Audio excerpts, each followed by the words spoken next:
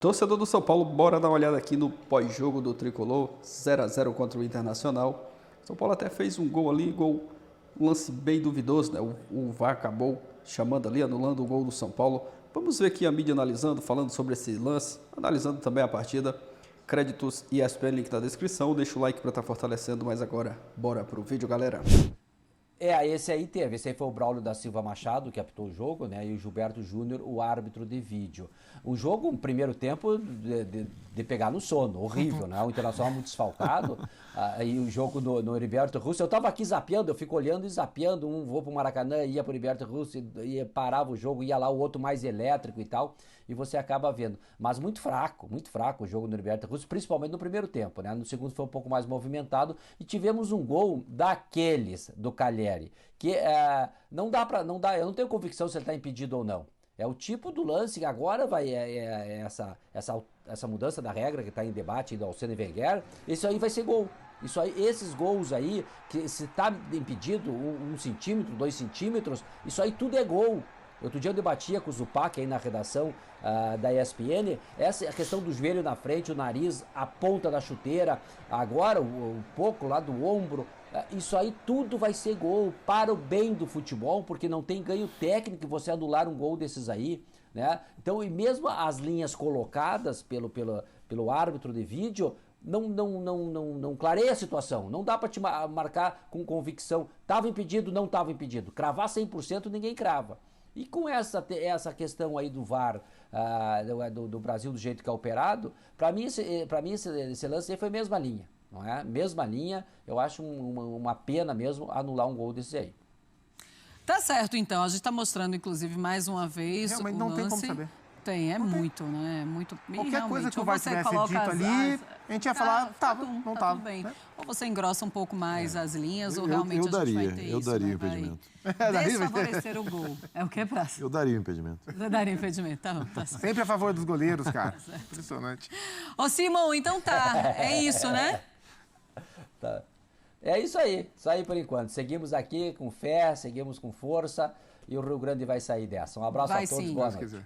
Amém. Um beijo, viu? São Paulo, o jogo que aconteceu em Criciúma, um empate em 0-0. Esse 0-0, ele é melhor para quem? Para o Inter ou para o São Paulo, Zupa? Para os dois e para nenhum dos dois, né? Acaba não tem para bom para ninguém. Porque assim, a gente pode olhar das duas maneiras. A gente pode olhar pelo viés do São Paulo. Pô, jogou fora de casa contra o Inter do Cudê e não perdeu. Então, se o São Paulo empatar alguns jogos fora contra os clássicos nacionais, né, como esse, ganhar os jogos em casa, beleza. E do outro lado, a gente fala, pô, o Inter esfacelado por lesões e por convocações, jogando itinerante em Criciúma. Contra o São Paulo, que está invicto com o novo técnico. E também não perdeu, também não está ruim, né? Agora, o 0-0, ele foi a nota do jogo. Foi um jogo ruim tecnicamente. Como o Simão falou há pouco, o segundo tempo melhorou porque o São Paulo conseguiu agredir mais. Agora, o Inter sofreu demais o impacto das ausências, né? Então, sem Borré, sem Ener Valencia, sem Alário, perdendo Alan Patrick logo com 4 minutos de jogo, que minou qualquer poço de criatividade que o Inter pudesse ter, e não é nada contra o Johan, mas a mudança técnica, ela é muito grande. Então o Inter teve características que esse time tem, que é intensidade, força para jogar, velocidade, ganhou muitos duelos, quase todos no primeiro tempo, tentou acionar o Wesley para jogar o tempo inteiro pela esquerda, perdão, mas tecnicamente o Inter não conseguiu jogar, o Inter não finalizou certo no gol do Jandrei.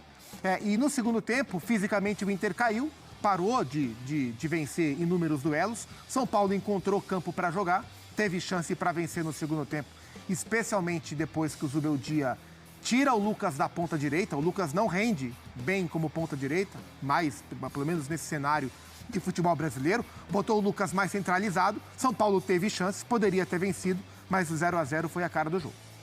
E aí, Praz, aquele 0-0 que, bom, foi a cara do jogo, mas quem saiu mais aliviado com o empate? Porque olhando a classificação, o São Paulo ganhando, ele ia a 16 pontos, né? Ficava ali, colado na liderança. O Inter tá com 11 pontos, isso, mas tem 2 jogos a menos. Sim. Por aproveitamento, o Inter tá lá em cima. Podia 17. Assim, não foi ruim para nenhum dos dois. Mas assim, eu acho que no cômputo para o São Paulo, porque é um jogo fora de casa contra o Internacional, que é um dos candidatos também.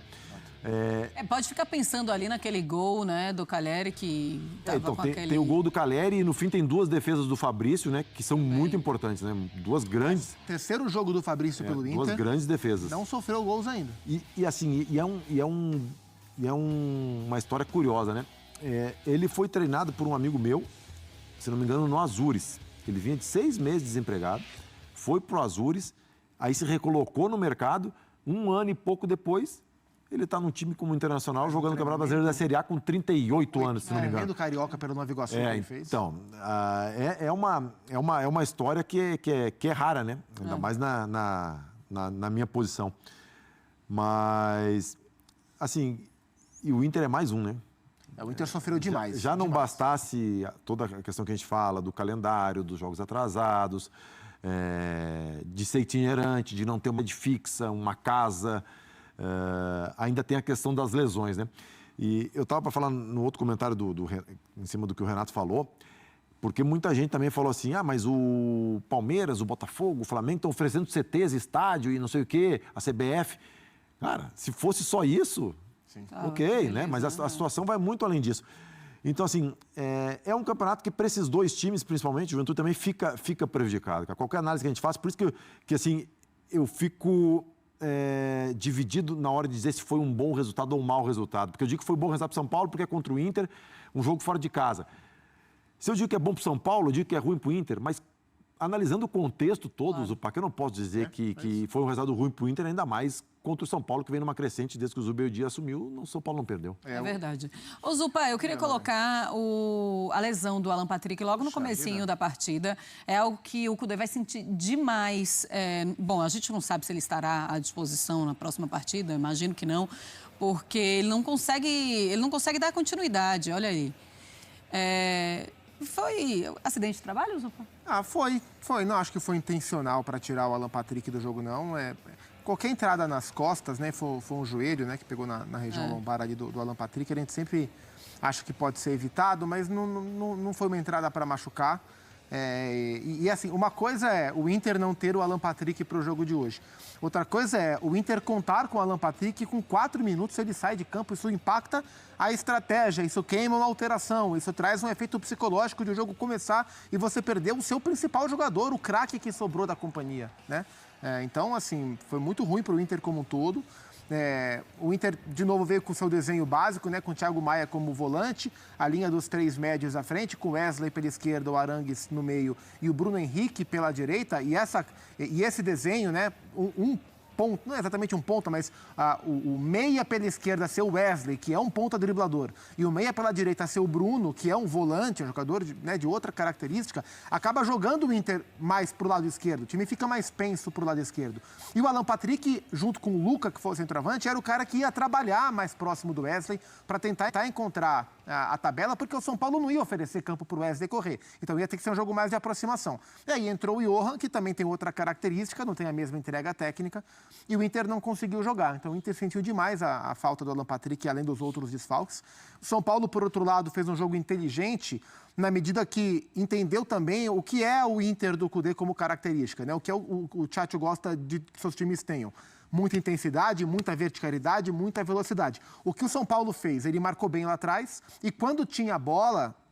São Paulo teve mais posse a maior parte do tempo, mas foi uma posse que, no primeiro tempo especialmente, ela foi mais no campo de defesa e o São Paulo tirou a velocidade do jogo. São Paulo tirou o ritmo que o Cudê queria colocar no jogo, né? Tentou com muita bola longa no primeiro tempo jogar, não conseguiu. E aí no segundo tempo, quando o Inter baixou a intensidade, tal qual no jogo contra o Belgrano, né, no jogo da volta do Inter em Barueri, que teve um bom primeiro tempo e uma queda brusca de intensidade no segundo tempo, hoje de novo teve também. E aí o São Paulo foi para o jogo, o Zubeldia fez as trocas que tinha que fazer e o São Paulo chegou a ser melhor. Como disse bem o Simão há pouco, o primeiro tempo foi de dormir. Até porque, olhando imagem por imagem, o Maracanã estava super iluminado e o Heriberto Rios parecia mais escuro. E o jogo foi ruim também, né, tecnicamente, pelos motivos todos já citados. Então, foi difícil para o gol sair. acabou saindo com o Caleri, mas o impedimento foi marcado. Parecia não. É bem escuro mesmo o Heriberto Wilson. Ele fica... Você já tinha falado isso mesmo. Conheço, já fiz alguns jogos lá. Bom, vamos colocar os números, mas do Zubeldia é impressionante o que ele consegue fazer com esse São Paulo desde a chegada dele. A gente tem uma tela interessante, os torcedores estão completamente zubeldiados. Tem 11 jogos com 8 vitórias e 3 empates, um aproveitamento de 81,8%, 19 gols marcados e 4 sofridos. Tem que atualizar essa foto dele aí. Pois é, e tem uma, eu acho que o pessoal não tá sendo feliz nessa escolha das fotos, porque é do nosso telão aqui, o cabelo dele tá esquisito também. É esvoaçante. Então, ele não é o príncipe, né? Ele precisa melhorar esse cabelo aí, porque o príncipe não pode ter o cabelo assim muito... O vento, a Camila fala, é o vento. Bom, mas Praz, é impressionante realmente esse começo de trabalho do Zubeldia à frente do São Paulo. É uma mudança muito grande da equipe. Marcela, eu tenho conversado com alguns amigos são paulinos e os caras estão encantados com ele. Né? Tanto o torcedor, né, na questão, óbvio, de resultado, de mudança de ambiente. O Rafinha teve hoje... Resenha, né? Gravando aqui o resenha com a gente, né? E a gente conversou sobre isso também, da intensidade do Zubeldia, da atenção aos detalhes, do pegar pela mão, mostrar o posicionamento, mostrar a movimentação, de tu ir para o jogo treinado. O que é treinado? Sabendo o que tu vai fazer em cada situação. Então, o que o Rafinha estava exemplificando. Mas o que é isso? Saber o que tu vai fazer em cada situação. O lateral direito, vou dar um exemplo. O lateral direito recebe a bola. Ele tem a opção de um passe por dentro, de um passe por fora. Não tendo as duas opções, ele tem uma terceira opção. Então, são tudo coisas trabalhadas. Óbvio que não é muito tempo, né? A gente fala, para construir um time demora tempo até tu conseguir fazer todas as automações, né? Mas a gente já vê um São Paulo muito mais competitivo. Dá a impressão que com mais entendimento dos jogadores também, de repente, não vou nem entrar no mérito de conhecimento de futebol, não, mas com poder de convencimento maior, né, do Zubeldia, e isso também é natural pela construção da carreira do Zubeldia, né? Comparando com o antigo treinador, com o Carpini, ele tem um lastro maior, tem uma experiência maior, né? Então, assim, o São Paulo, com a volta do Lucas também, assim, é um dos jogadores aqui no Brasil que eu coloco na prateleira dos diferentes, como o Dudu está voltando agora para o Palmeiras. Então, assim, se a gente está perdendo, agora olhando por trás, se a gente está perdendo muitos jogadores da Copa América, a gente está tendo alguns de volta, né? O Lucas está voltando ao São Paulo depois de ficar um tempo fora. O Dudu voltando ao Palmeiras. Mas eu acho que E a gente também tem que... Uma curiosidade minha é esse mercado, essa janela do meio do ano, como os clubes vão trabalhar também. Agora, né? Pode ser um diferencial, porque a partir de 9 ou 10 de julho já pode inscrever meus jogadores, então pode ser um ponto de virada para alguns clubes. Olha, o Zubeldia falou em coletiva, vamos ouvi-lo. Primero, déjame hacer una mención, mandarle mis condolencias a la familia de Armando González, ex integrante del cuerpo técnico, amigo, una persona muy importante en mi vida y en la del cuerpo técnico, que falleció hoy, así que mandarle mis condolencias a toda la familia y que siempre nosotros como cuerpo técnico lo vamos a llevar en el corazón. Justo hoy cumplimos 600 partidos con mi cuerpo técnico, 600 partidos oficiales en primera división, y para mí todo este recorrido ha sido posible a personas como Armando González y todas las personas que han aportado al cuerpo técnico para que el cuerpo técnico pueda tener un buen desempeño durante estos 600 partidos oficiales. Dicho esto, creo que Inter tiene un plantel muy importante, una inversión muy importante. Si no me equivoco, está entre la segundo equipo, tercer equipo que más invierte o que más ha invertido. Su plantel es muy rico. Contemplando estas situaciones, jugadores de selección, jugadores con lesiones, Creo que hicimos un partido correcto, un partido bueno. Tuvimos las situaciones más claras, tuvimos nuestro momento para ganarlo y por el arquero rival no lo pudimos ganar. Para nosotros haber venido acá, haber competido bien, nos da la tranquilidad de que el equipo no solo depende de jugar bien con el proceso con balón, sino también de hacer un buen planteamiento táctico, que lo ha hecho bien, y que después sabíamos que cada equipo iba a tener su momento para poder ganarlo. Lo que más me llamó la atención es que no tuvieron situaciones de gol. Y eso ante un equipo que está entre los primeros 4 o 5 del Brasileirão é muito importante. E nós... Tá aí, então, o Luiz Ubeldia em entrevista coletiva. A gente fala agora de... Tá aí, galera, o trecho para vocês no Sport Center, pessoal falando sobre esse jogo do São Paulo. Partida que, na minha opinião, o São Paulo foi prejudicado e muito prejudicado pela arbitragem, né? O VAR anulando um gol ali legal do São Paulo. Lance legal, né, que o VAR chamou, analisou ali, traçou as linhas até de maneira errada e o São Paulo, na minha opinião, foi prejudicado. Não só na minha opinião, né, mas eu estava analisando aqui, como o próprio Simon mesmo falou, né, gol legal, o juiz tinha que validar o gol. O VAR tá matando o futebol, né, tá muito chato, às vezes...